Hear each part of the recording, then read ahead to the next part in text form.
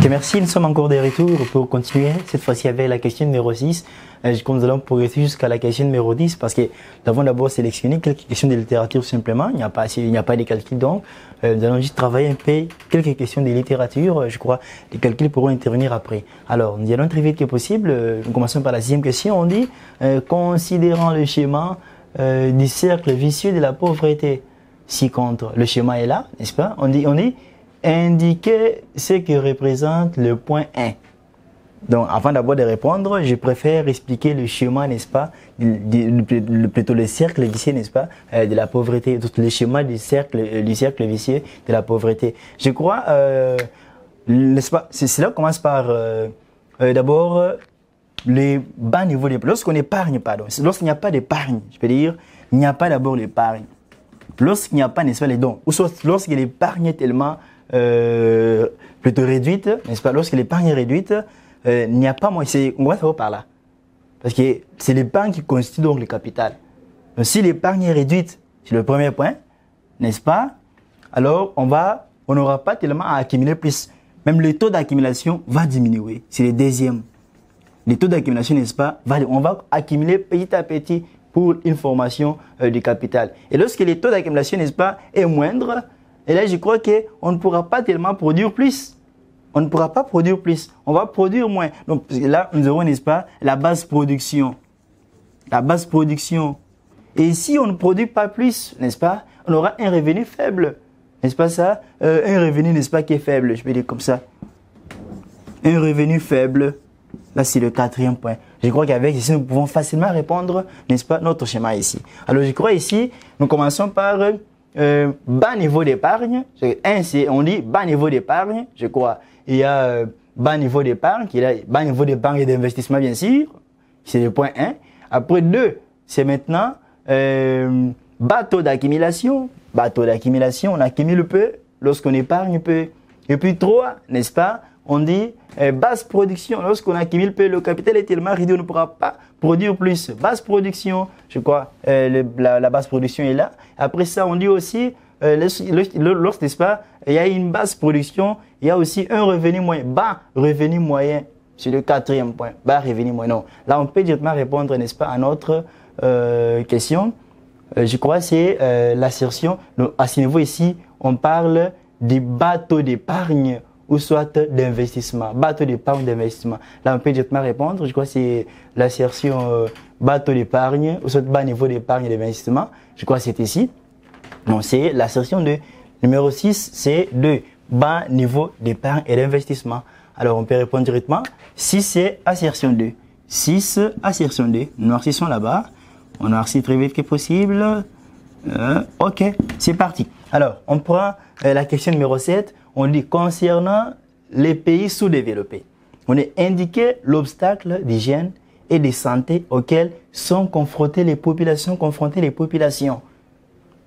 On est la première question, on dit, n'oubliez pas qu'il y a, n'est-ce pas, des éléments essentiels que nous voulons vraiment retenir ici. L'hygiène, n'est-ce pas, et la santé. L'hygiène et la santé. Ici, on voit, n'est-ce pas, la propriété et le bien-être. Vous avez suivi, n'est-ce pas? Propriété et bien-être. Nous continuons. On dit hygiène et santé. Donc, propriété et bien-être auxquels sont confrontées les populations. On dit, le premier problème, vous avez suivi, n'est-ce pas? On dit, l'obstacle plutôt, on dit l'instabilité politique et monétaire. Je crois que ce n'est pas concerné. Et nous avons aussi, deuxième, on dit l'insuffisance des voies de communication. N'est-ce pas que ça ne concerne pas l'hygiène, ça ne concerne pas la santé. Les deux ici ne concernent pas la santé ni l'hygiène. On dit aussi l'insalubrité générale. On regarde d'abord celui-ci. Insalubrité générale. Et puis l'autre, on dit insalubrité généralisée plutôt. Insalubrité généralisée. 4 aussi, on dit la salubrité généralisée. On garde les deux éléments. 5, on dit le manque de moyens de communication. Ça ne concerne pas la santé ni l'hygiène. Donc, les 3 ici, l'instabilité politique et monétaire ne concerne pas la santé ni l'hygiène. 4 aussi et 5, on ne concerne pas la santé et l'hygiène. Nous restons avec, plutôt pas 4, 5, plutôt ne concerne pas la santé et l'hygiène. Nous restons avec les deux numéros, 3 et 4. On dit l'insalubrité généralisée et aussi la salubrité généralisée. Donc, lorsqu'on parle d'insalubrité, on dit ce qui est insalubre, ce qui est impropre. On appelle ça. Ce qui n'est pas propre, insalubre. Ce qui est salubre et ce qui est propre. avait suffi. Maintenant, l'obstacle là, maintenant, c'est quoi? L'obstacle, c'est l'insalubrité, c'est la malpropreté. Donc, on peut répondre maintenant, on dit, concernant les pays sous-développés, indiquer l'obstacle d'hygiène. Ici, nous sommes à la propriété, l'hygiène et la santé. Donc, la réponse est, n'est-ce pas, l'insalubrité généralisée. Donc, numéro 7, c'est assertion 3. Numéro 7, 3. Noircissons rapidement. Ok, c'est parti. Alors, on va le numéro 8 plutôt.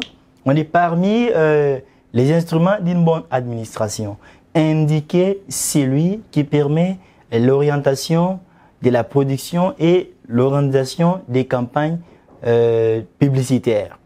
Publicitaires d'un produit, bien sûr. On dit, on propose l'informatique. L'informatique est là pour le traitement, est là pour la rapidité de l'entreprise, pour le traitement automatique des données. C'est pas concerné. On nous parle, n'est-ce pas, de l'organisation. Donc, d'abord, c'est pas d'abord de la production, l'orientation de la production et de l'organisation des campagnes publicitaires d'un produit. Alors, l'informatique n'est pas concernée. La comptabilité, là, n'est-ce pas, pour enregistrer les opérations et puis présenter les documents de synthèse pour permettre la prise de décision. N'est-ce pas concerné? Alors, nous avons aussi l'économétrie. L'économétrie, ici, on va, n'est-ce pas, voir les calculs, n'est-ce pas, ainsi que les calculs qui nous permettent, n'est-ce pas, soit des procédés mathématiques qui nous permettent, n'est-ce pas, à interpréter les phénomènes économiques. L'économétrie aussi n'est pas concernée. Nous avons aussi le marketing. On regarde d'abord ça des côtés. Nous allons d'abord vers la statistique. La STATistique est là, n'est-ce pas, pour expliquer, n'est-ce pas, les phénomènes économiques d'une entreprise. Alors, c'est pas aussi concerné. Donc, nous restons avec le marketing. C'est le marketing qui est concerné.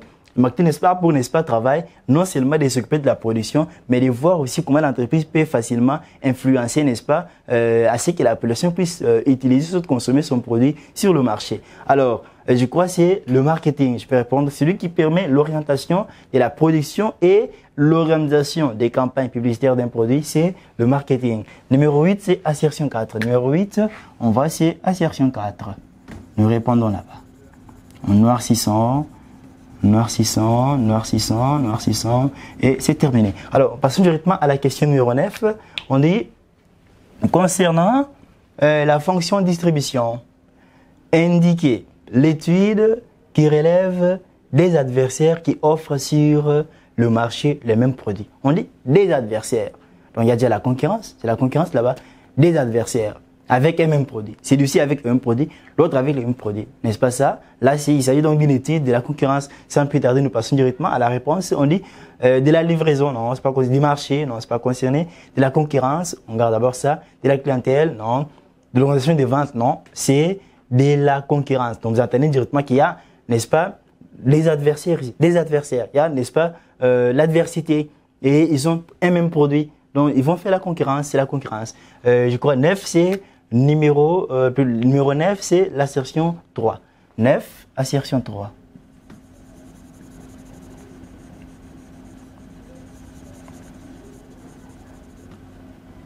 Ok, nous noircissons là-bas.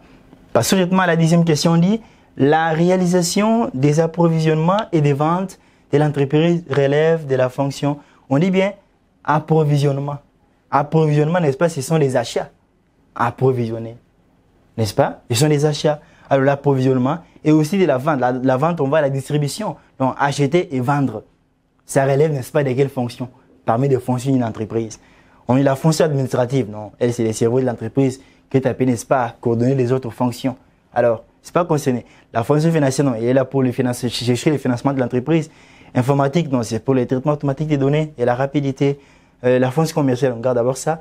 La fonction technique, elle est là pour s'occuper, n'est-ce pas, de la main-d'œuvre, s'occuper aussi des machines, c'est pas concerné. Il s'agit donc de la fonction commerciale. Donc, quand on va acheter et vendre, c'est faire du commerce. Quand on dit faire du commerce, c'est faire quoi? Acheter et puis vendre ici. Donc, il s'agit donc de la fonction commerciale. Donc, je peux dire la réalisation des approvisionnements et des ventes, approvisionnement, acheter et les ventes de l'entreprise relèvent de la fonction commerciale. 10, assertion 4. 10, assertion 4. Noircissons là-bas.